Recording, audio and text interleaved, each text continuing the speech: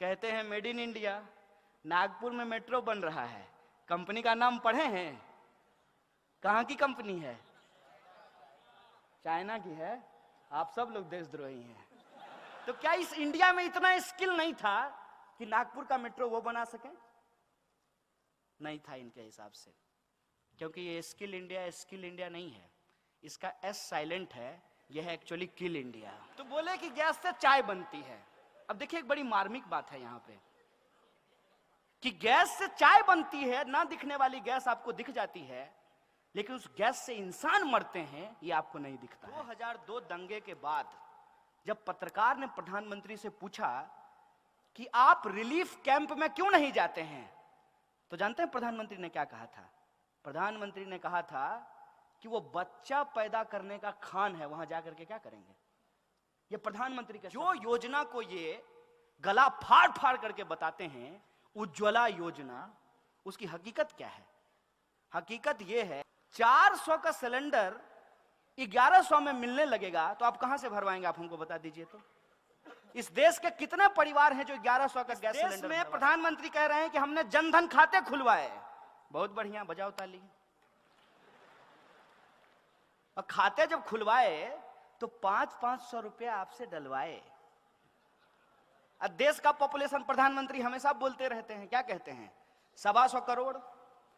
अरे 125 करोड़ में से 50 करोड़ भी यदि खाता खुला तो 50 करोड़ गुना 500 रुपया कितना हुआ?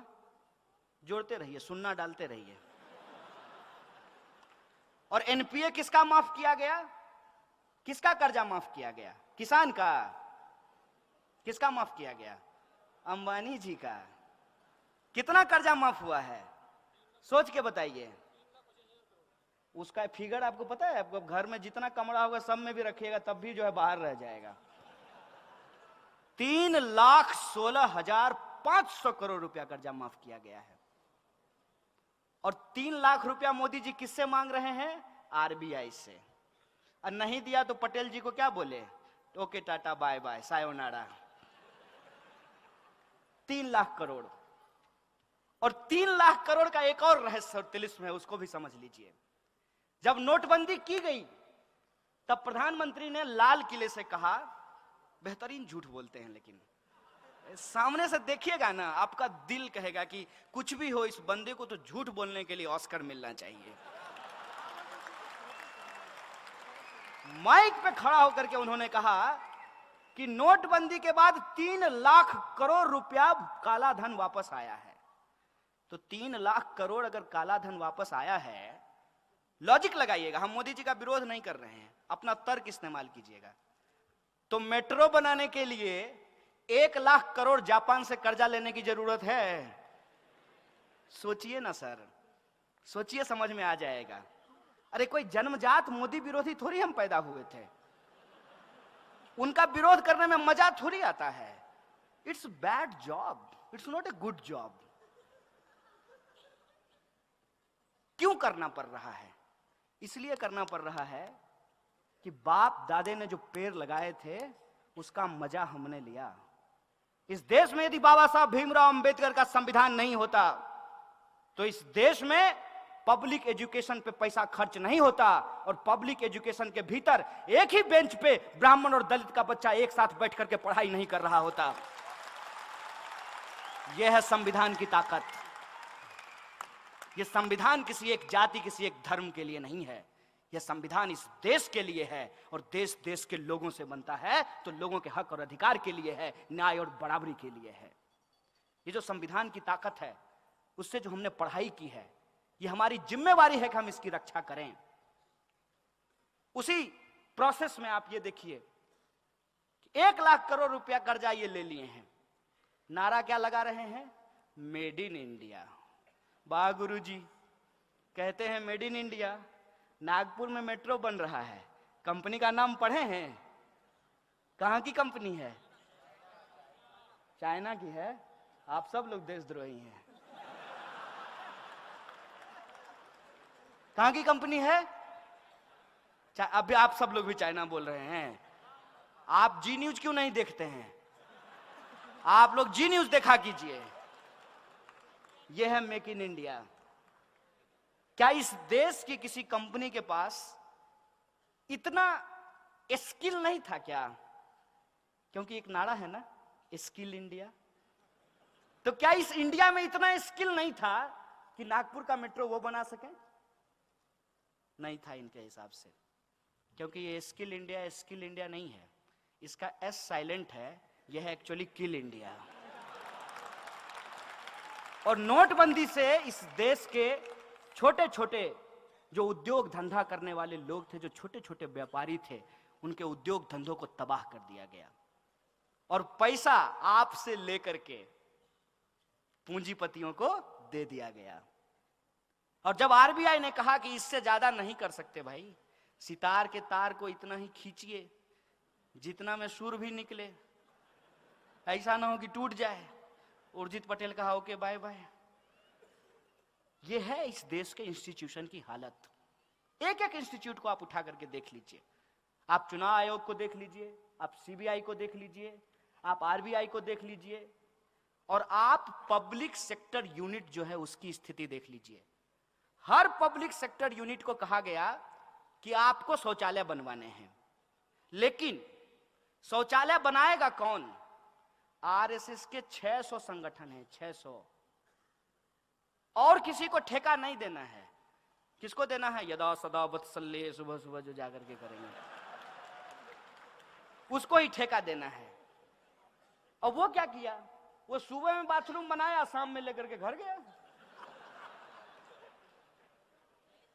हम तो अब पूछना बंद कर दिए हैं कि 15 लाख हमारे खाते में आया कि नहीं आया।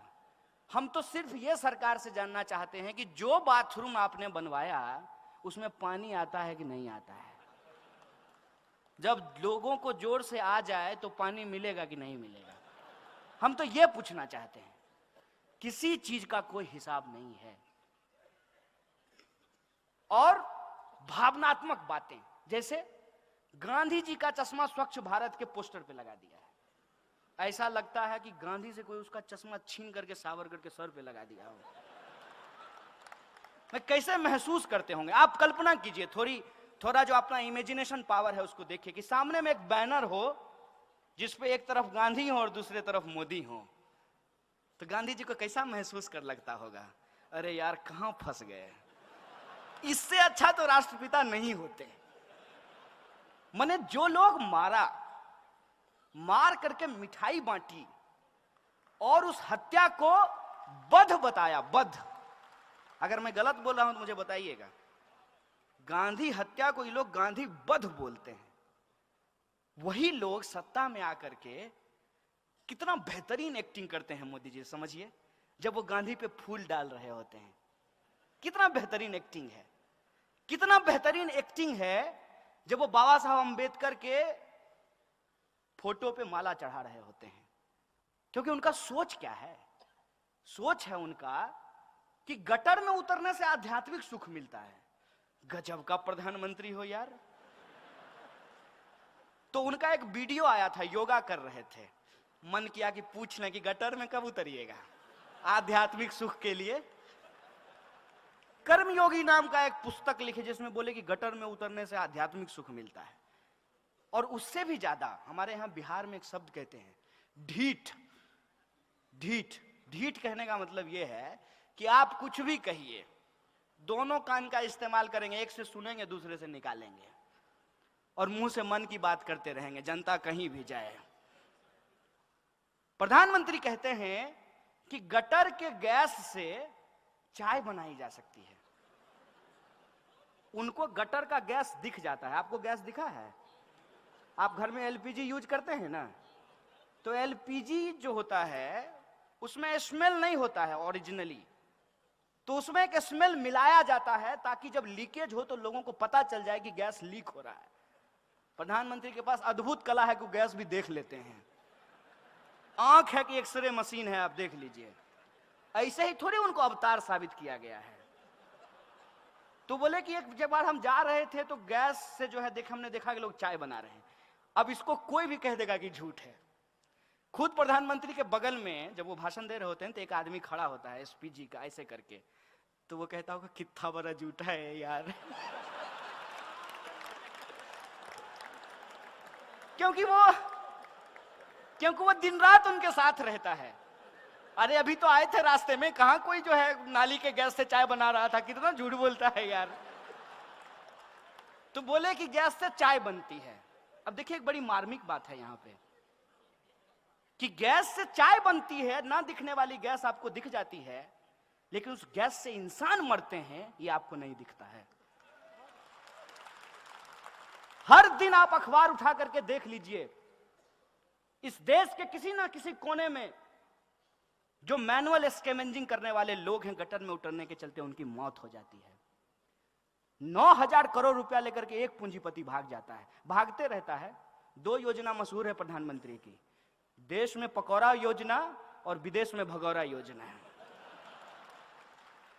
ये जो है ये साहब एक किसी पूंजीपति से अगर उसका एनपीए ये वसूल लें, 56 इंच का सीना है ना, खुद ही कहे थे, तो अपना 56 इंच का सीना का इस्तेमाल करें और किसी एक पूंजीपति का कॉलर पकड़ करके कहेंगे कि सारा एनपीए सरकार के खाते में जमा करो, और एक पूंजीपति के एनपीए से इस देश में सदा सदा के लिए मैनुअल स्कैवेंजिंग को खत्म किया जा सकता है। लेकिन प्रायोरिटी होगी तब ना। प्रायोरिटी जनता कभी थी ही नहीं। इस देश के दलित, किसान, मजदूर, आदिवासी, महिला, अल्पसंख्यक, ये इनके एजेंडे में कभी शामिल ही नहीं थे। और इस पे यदि आपको भरोसा नहीं होता है, प्रधानमंत्री का बयान जब वो मुख्यमंत्री थे तब का आप जाकर के सुन लीजिए। पैसा नहीं लगेगा, जियो धन धना धन। अब क्या वो बनाए अपने प्रचार के लिए, तो हम यूज कर लेते हैं अपने प्रचार के लिए। आप YouTube पे जाके सुनिए। 2002 दंगे के बाद जब पत्रकार ने प्रधानमंत्री से पूछा कि आप रिलीफ कैंप में क्यों नहीं जाते हैं, तो जानते हैं प्रधानमंत्री ने क्या कहा था? प्रधानमंत्री ने कहा था कि वो बच्चा पैदा करने का खान है, वहां जाकर के क्या करेंगे। ये प्रधानमंत्री के शब्द हैं। तो सोचिए ना, अपने तर्क का इस्तेमाल कीजिए ना। और मैं गलत हूं तो मुझे बताइए, मैं अपने आप को ठीक कर लूंगा। मैं प्रधानमंत्री थोड़ी हूं कि कुछ बोलने के चलते आपको जेल में डलवा दूंगा। आपको सुन करके आश्चर्य होगा, मोदी जी एक बार एक राज्य के दौरे पे गए, एक डीएम जो है वो चश्मा लगा करके उनके सामने खड़ा था। भूल गए होंगे आप लोग, अरे रोज नई नई घटना घटती है, कितना याद रखेंगे। चश्मा लगा करके खड़ा था छत्तीसगढ़ में, उस डीएम को सस्पेंड कर दिया गया। बिग बॉस के सामने तुम चश्मा लगा लोगे? अब आप सोच के देखिए, आप नौजवान हैं, आप यूपीएससी करना चाहते हैं, आप महाराष्ट्र पीसीएस का एग्जाम पास करना चाहते हैं, और ऐसा आदमी जो अभी तक अपना डिग्री नहीं दिखाया है, उसके सामने आप चश्मा लगा लें तो आपको नौकरी से निकाल दिया जाएगा। आप ऐसा भारत चाहते हैं क्या? हमने ऐसे भारत की कल्पना की थी क्या? लोगों ने 2014 में मोदी जी को इसी बात के लिए वोट दे दिया था। 2014 में मोदी जी को वोट विकास के लिए दिया गया, अच्छे दिन के लिए दिया गया, करप्शन पर कार्रवाई करने के लिए दिया गया, महंगाई को कम करने के लिए दिया गया, किसानों की आत्महत्या को रोकने के लिए दिया गया। कौन सा एक काम है जो सरकार ने किया हो और हम लोग उसको स्वीकार नहीं कर रहे हो? आप ही हमको बता दीजिए। क्या इस देश में किसानों की आत्महत्या रुक गई? और क्या किया गया किसानों के लिए? कोई स्टेप भी अगर लिया गया होता तो हम मान लिए होते। जो योजना को ये गला फाड़ फाड़ करके बताते हैं उज्ज्वला योजना, उसकी हकीकत क्या है? हकीकत यह है कि जो लोग गैस सिलेंडर लिए हैं उस योजना के तहत, दोबारा उसको भरवा नहीं पा रहे हैं, उसका रिफिल नहीं करवा पा रहे हैं।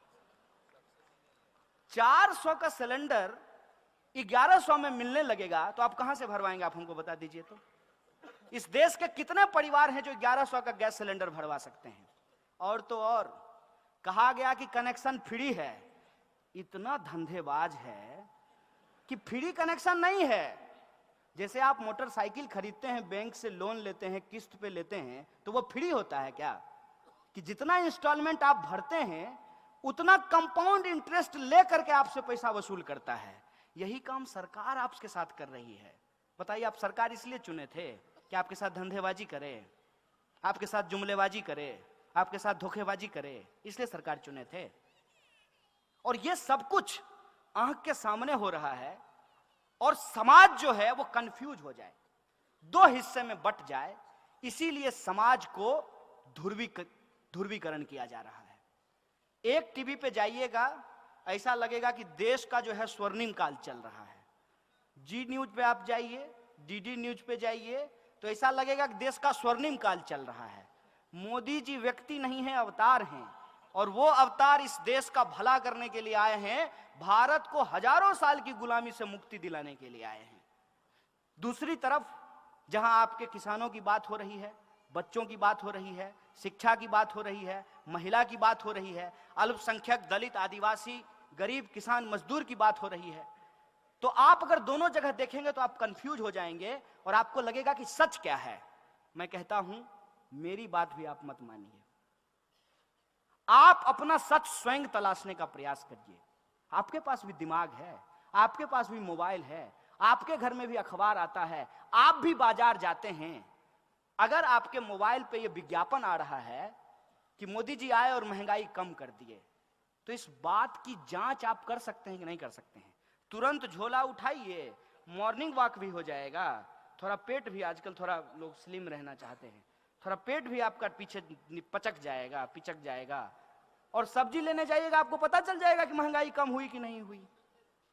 अच्छे दिन आपके जीवन में आए कि नहीं आए, इसको बताने के लिए आपको न्यूज एंकर की जरूरत है, आपको न्यूज एंकर की जरूरत नहीं है। और इस साजिश को भी आप समझ जाइएगा कि पहले पार्टी के वर्करों से चलती थी, आजकल पार्टी न्यूज के एंकरों से चलती है। तुम हमको कुछ और बताने के लिए हो दोस्त, हमको ये बताओ कि इस देश में 2 करोड़ रोजगार पैदा हुए कि नहीं हुए।